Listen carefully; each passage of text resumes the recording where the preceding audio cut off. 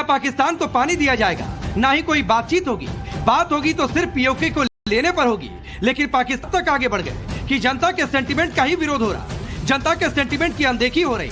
ये सवाल क्यों उठ रहे हैं? इसके लिए आपको कांग्रेस के बड़े नेताओं का एक बयान सुनना चाहिए। टर्की बॉयकॉट, टर्की के बायकॉट पे सर क्या कांग्रेस पार्टी का समर्थन करते हैं ये क्षेत्र में? इस पर भी हम शीघ्र आपसे जरूर मुखातिब। सर कांग्रेस से सवाल तुर्की को लेकर किया गया। जब यहाँ आपदा आई थी, भारत ने ऑपरेशन दोस्त चलाकर उसकी मदद की थी। लेकिन ऑपरेशन सिंदूर के दौरान जब भारत पाकिस्तान के सारे ड्रोन्स को मार गिराए। लेकिन अब हिंदुस्तान में पाकिस्तान के साथ देने वाले मुल्कों का विरोध करने की आवाज उठने लगी है। तुर्की का संपूर्ण बायकॉट करने की एक सुर में आवाज उठ रही है। चाहे व्यापारी हो, ट्रैवल करने वाले लोग हो या फिर फिल्म निर्देशक, सभी एक आवाज में तुर्की का बहिष्कार कर रहे हैं। लेकिन जब कांग्रेस से तुर्की के बायकॉट पर सवाल पूछा गया तो कांग्रेस नेता एक दूसरे की बगले झांकने लगे। जवाब देते नहीं बना तो कह दिया कि शीघ्र हम इस पर बातचीत करेंगे। टर्की बॉयकॉट, टर्की के बायकॉट पे सर क्या कांग्रेस पार्टी का समर्थन करते हैं ये क्षेत्र में? इस पर भी हम शीघ्र आपसे जरूर मुखातिब। सर कांग्रेस के इस रिएक्शन पर सवाल उठ रहे हैं कि क्या कांग्रेस तुर्की का बायकॉट करने के पक्ष में नहीं है? क्या कांग्रेस को पाकिस्तान का साथ देने वाले मुल्कों से हमदर्दी है? सवाल ये भी है। आने वाले कांग्रेस नेताओं ने पहले पहलगाम हमले के बाद भी कई सवाल उठाए, फिर सरकार को घेरते हुए ऑपरेशन सिंदूर पर भी सवाल उठाए। पाकिस्तान से सीज फायर हुआ तो भी सरकार को घेरने की पुरजोर कोशिश की। यदि 26 लोग की जाने गई है, वो 4 या 5 जितने भी आतंकवादी रहे पकड़े गए क्या? यदि पकड़े नहीं गए हैं तो आपके ऑपरेशन सिंदूर कैसे सफल मानेंगे आप? अब बीजेपी कांग्रेस पर हमलावर है, आरोप लगा रही है। कांग्रेस का एक ही उद्देश्य है कि कैसे देश को कमजोर किया जाए। कांग्रेस और कांग्रेस के मित्र और ये ठगबंधन मम्मी बेटा जीजी की पार्टी, इन लोगों का एक ही ध्येय उद्देश्य रहा है, भारत को किस प्रकार से कमजोर किया जाए, नुकसान पहुंचाया जाए। भारत के जितने भी शत्रु मित्र हैं उनके वो सब यही मिलकर योजना और षड्यंत्र रचते हैं। लेकिन ये ध्यान रहे कि भारत की आवाम, देवतुल्य जनता आदरणीय मोदी जी की और सेना के साथ है। जो वो फैसला लेंगे उस फैसले में पूरा भारत उनके साथ खड़ा है। कांग्रेस ने बायकॉट पर अब तक तो अपनी राय स्पष्ट नहीं की, बल्कि सरकार के पाले में गेट डालकर खुद बचने की कोशिश की। और सवाल उठाते हुए कांग्रेस नेता पवन खेड़ा ने लिखा, पीएमओ और एस जयशंकर देश के सामने ये स्पष्ट करें कि क्या सरकार ने तुर्की का राजदूतावास बंद कर दिया है और उस देश से सारे कूटनीतिक और व्यापारिक रिश्ते तोड़ दिए हैं। किस देश के प्रति क्या रिश्ते रखने हैं, ये निर्णय सरकार को लेना होता है, विपक्ष को नहीं। कानपुर यूनिवर्सिटी ने भी तुर्की के इस्तांबुल यूनिवर्सिटी के साथ किए गए एमओयू को रद्द कर दिया है। सेब व्यापारियों ने तुर्की से सेब खरीदने से मना कर दिया है। फिल्म निर्देशकों ने भी तुर्की में होने वाली शूटिंग को रद्द कर दिया है। मेक माई ट्रिप के मुताबिक दोनों देशों की ट्रैवल बुकिंग में 60% की कमी आई है। ट्रिप कैंसिलेशन 250% बढ़ चुका है। Online travel booking platform Mexico ने तुर्की, चीन और अजरबैजान के लिए सभी फ्लाइट और होटल बुकिंग को कैंसिल कर दिया। जो भारत की खिलाफत करेगा, भारत का व्यापारी कभी भी उसके साथ में खड़ा नहीं होगा, कभी उसको समर्थन नहीं देगा। इसीलिए confederation of all India traders ने आज देश भर के व्यापारी और सभी लोगों से यह आह्वान किया है कि आने वाले समय में अजरबैजान और तुर्की की यात्राओं का बहिष्कार किया जाए और इनकी वो आय जो भारतीयों से मिलते हैं वो बंद होगी।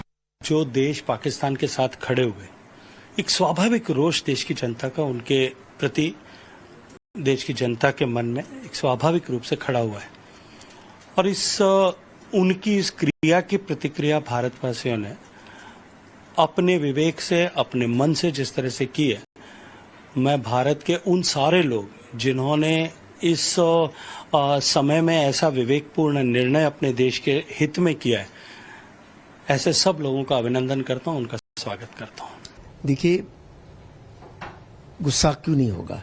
जो भारत का मित्र है वो हमारा मित्र है, जो भारत का मित्र नहीं वो हमारा मित्र नहीं। तो गुस्सा तो होगा, और जो भी भारत के विरोध में होगा हम वहां घुस के ही मारेंगे। तुर्की एक मुस्लिम देश है। सवाल उठ रहे हैं, क्या वोट बैंक की राजनीति के लिए कांग्रेस ने तुर्की के बहिष्कार पर स्पष्ट बयान देना उचित नहीं समझा? लेकिन देश के मुस्लिम तुर्की पर क्या कह रहे हैं, कांग्रेस नेताओं को जरूर सुनना चाहिए।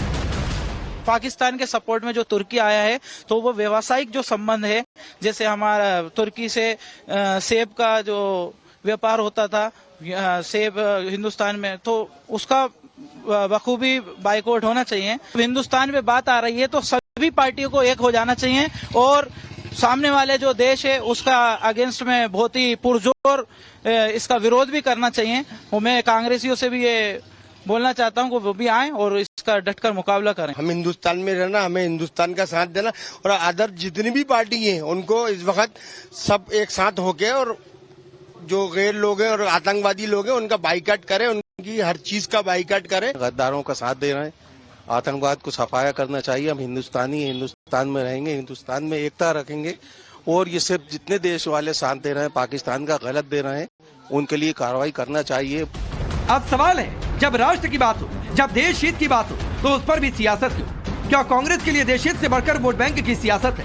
सबसे बड़ा सवाल, दुश्मन देश पाकिस्तान का साथ देने वाले मुल्कों को लेकर कांग्रेस का स्टैंड इस सारे ड्रोन्स को मार गिराया।